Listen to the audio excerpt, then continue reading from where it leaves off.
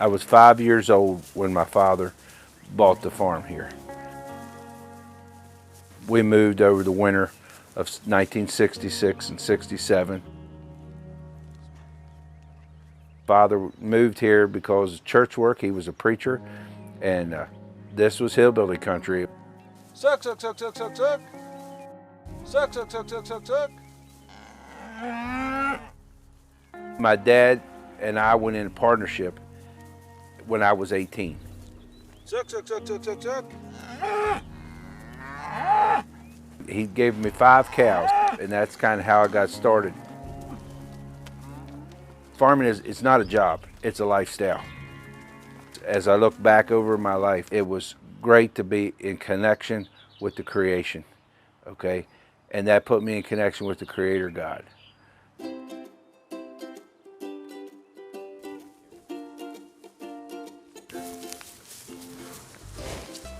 This farm here is 118 acres, and we try to utilize everything. We totally graze this farm. We have about 70 or 80 mature cows. We milk the cows, and then we raise the baby calves up to 5 months old here on this farm. I'd heard some teaching in the early 90s, and it was how do you give God the farm and you let Him direct the path. The organic came along, and I sensed God saying, look at this.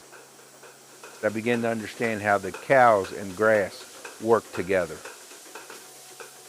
And so in a conventional world where they're feeding 20 pounds of grain, and they computerize their ration to produce as much milk as they need, and it changes actually the components in the milk. Her omega-6, the bad fat, it goes up, and it might go 1 to 10. If they're really heavy grain, it's 1 to 20. Come on, sweetie. So God made a cow to eat grass. Whenever you feed all grass, the omega-6s and the omega-3s are balanced at 1.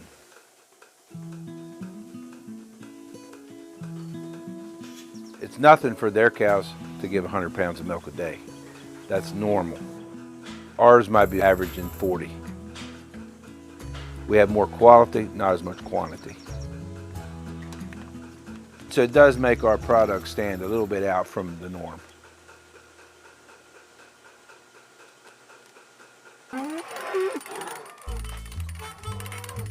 When this whole grazing thing came in, I began to understand the biology in the soil and how the conventional farming, we're killing off some biology. I began to look and say, is this the best we can do? On this farm, we start our rotation at a certain place so that we can set a pattern for the year. So we're either grazing 1 acre a day.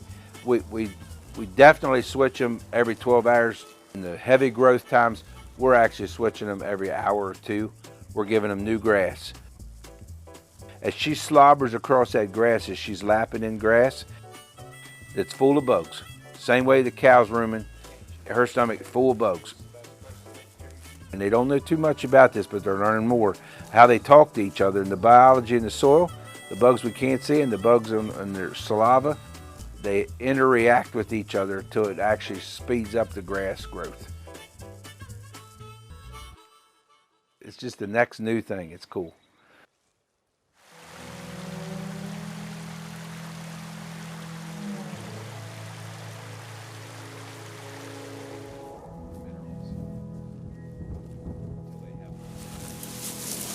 Laying in the barn. Huh. We got a big brush in the barn. They like to go scratch on it. When you're dealing with animals, they are a creature of habit. They all have different personalities. Most of them are pretty friendly. So certain cows will be a little bit more jumpy. When they are given the opportunity to actually play, they will play with you.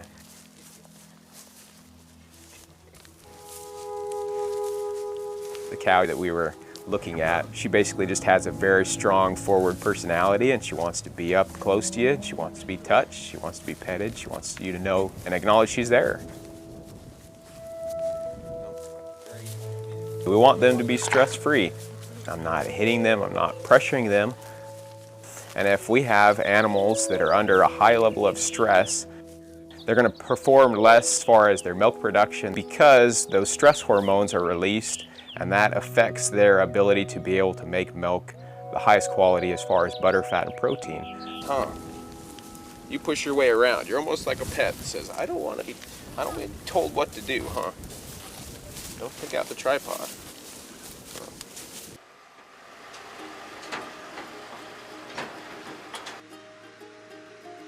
A regenerative farming can be more profitable too. It's like any other business. You have to watch your inputs. But for us, we don't cultivate the land, so we're not spending money doing that. We're not spraying, so we're not spending money on chemicals. We're not fertilizing. So we're selling cows. We're selling dairy cows. We're selling beef cows. We're selling cows as we make replacements, because every year we raise replacement animals. We're trying to maximize the income from the land base we have. We want to direct market our product. We feel like we can still stay small, we can still provide a living for 2 families. That way it's not stressful for anybody.